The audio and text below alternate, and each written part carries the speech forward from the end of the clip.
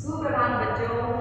बेटा आज हम चैप्टर करने जा रहे हैं। आपका चैप्टर नंबर है चौथा, मिठाई वाला।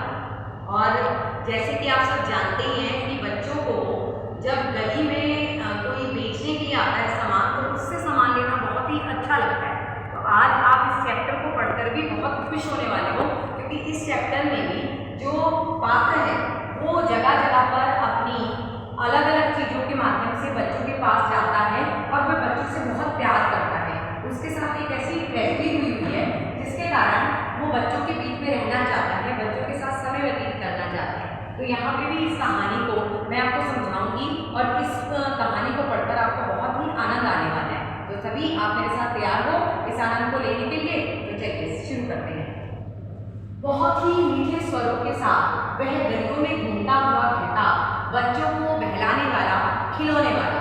जैसे कि हम सब देखते हैं कि गली मोहल्ले में जब कोई व्यक्ति अपने सामान को बेचने के लिए आता है तो वो किस तरह से अपनी आवाज़ लगाते हुए अपनी चीज़ को बेचता है। तो यहाँ पे भी बताया गया है कि एक व्यक्ति आता है और वो क्या बोलता है, बच्चों को बहलाने वाला, खिलौने वाला। अर्थात मतलब वो अपने आप को बोल रहा है कि मैं कौन हूँ, मैं खिलौने वाला हूँ और तुम्हारे लिए बच्चों को मन बहलाने के लिए क्या लेके आया हूँ, बहलाने के लिए, मतलब तुम्हें खुश करने के लिए मैं रंग बिरंगे से तुम्हारे लिए खिलौने लेके आया हूँ।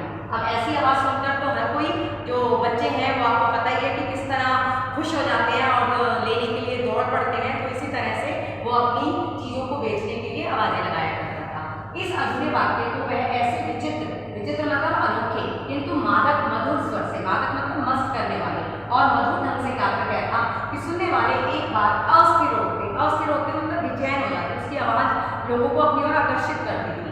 उसके स्नेह भाषित रंग से फूटा हुआ गान सुनकर, मतलब उसके जो प्रेम से भरी उसकी वाणी थी, उसमें से जो आवाज़ निकलती थी, उस गाने को सुनकर निकट के मकान में हलचल मच जाती थी। मतलब लोग सारे के सारे जो है उसके पास जाने के लिए क्या होता था, आकर्षित हो जाते थे। मतलब उसके जाने के लिए उसके पास जाया करते थे और उसके मतलब उसकी आवाज़ को सुनकर जो उसकी आवाज़ थी वो उनको आकर्षित लगती थी।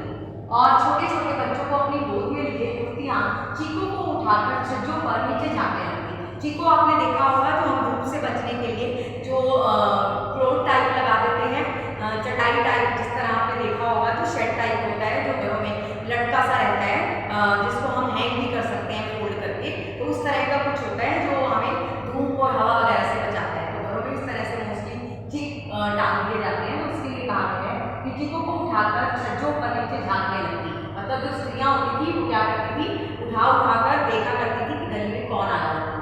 गलियों और उनके अंतर्व्यापी छोटे छोटे उद्यानों में, गलियों और उनके अंतर्व्यापी छोटे छोटे उद्यानों में खेलते और खिलाते हुए बच्चों का झुंड, मतलब गली मोहल्लों में और आसपास के जो बाग बगीचे होते थे वहां पर भी खेलते हुए जो छोटे छोटे बच्चों का ग्रुप होता था, वो क्या करता था, मिठाई वाले को घेर लेता था। और तब वह खिलौना वाला वहीं बैठकर खिलौने की पेटी खोल देता, मतलब बच्चों के बीच में अपने खिलौने दिखाने लग जाता था। बच्चे खिलौने देखकर पुलकित होते, पुलकित मतलब आनंदित होते, खुश होते। वे पैसे लेकर खिलौने का मोलभाव करने लगते, मतलब दाम लगाने लगता। पूछते इसका दाम क्या है, जैसे बच्चे तुतलाते हुए बोलते हैं, उसी तरह से बताया गया है कि वे क्या पूछते थे दुकानदार से, खिलौने वाले से, कि इसका दाम क्या है, मतलब इसका प्राइस क्या है।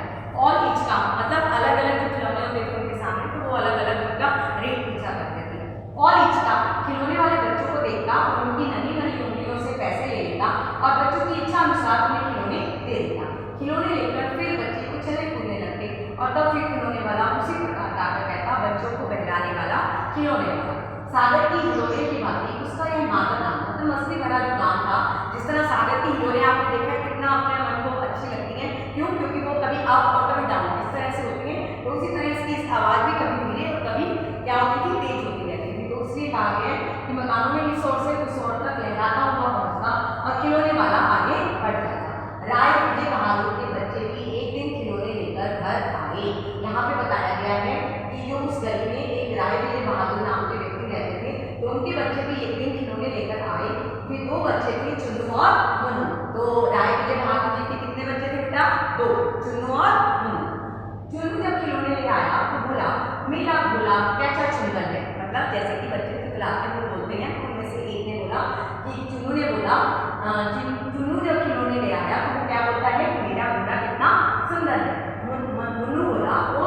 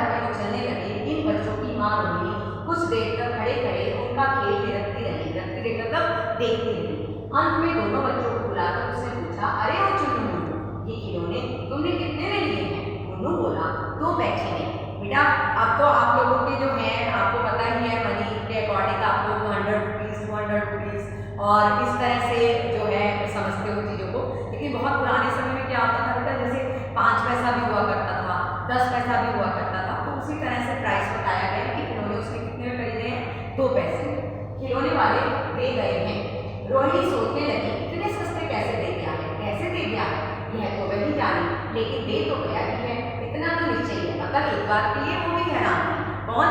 जो राय बहादुर जी की पत्नी बताई गई है, यानी कि चुन्नू मुन्नू की मदर जो है, क्या नाम है? रोहिणी। एक जरा सी बात है कि रोहिणी अपने काम में लग गई, फिर कभी उसे इस विचार करने की आवश्यकता भी भला क्यों पड़ती। मतलब एक दिन आया खिलौने वाला और वो उसे बच्चों को खिलौने देकर और उन्हें संतुष्ट कर चला गया। 6 महीने बाद, यानी कि अब 6 महीने बाद फिर से क्या होता है, देखिए फिर दोबारा से एक नई घटना घटती है। वो घटना क्या घटने जा रही है, सभी जानना चाहोगे? तो देखो क्या होता है। नगर भर में 2-4 दिनों से एक मुरली वाले के आने का समाचार फैल गया। अब कौन आया बेटा? मुरली वाला। पहले क्या आया था? खिलौने वाला। अब कौन आया है? मुरली वाला। लोग कहने लगे, भाई वाह, मुरली बजाने में वह एक ही उस्ताद है, मुरली बजाकर गाना सुनाकर वह मुरली बेचता भी है, सो भी 2-2 पैसे। भला इसमें उसे क्या मिलता होगा? मेहनत भी तो ना आती होगी। मतलब कि वो अपनी जो चीजें थी उनको सेव करता था, लेकिन उसका बहुत कम दाम लोगों बच्चों से लिया करता था। एक व्यक्ति ने पूछ लिया, कैसा है वह मुरली वाला? मैंने तो उसे नहीं देखा। उत्तर मिला, उम्र तो उसकी अभी अधिक ना होगी, यही 30-32 का ही होगा, दुबला पतला गोरा युवक है, बीकानेरी रंगीन साफा बांधता है। बेटा जैसे हम राजस्थान में जाते हैं तो आपने देखा होगा रंग बिरंगी सी जो उनकी पगड़ी होती है, तो वो क्या होती है? कलरफुल सी होती है, तो उसको कहा जाता है बीकानेरी रंगीन साफा। साफा मतलब पगड़ी। तो कैसी थी वो? रंग बिरंगी सी थी। उसको वो बांधा करता था सिर पर। वही तो नहीं जो पहले खिलौने बेचा करता था। क्या वह पहले खिलौने भी बेचा करता था? मतलब आपस में जो है लोग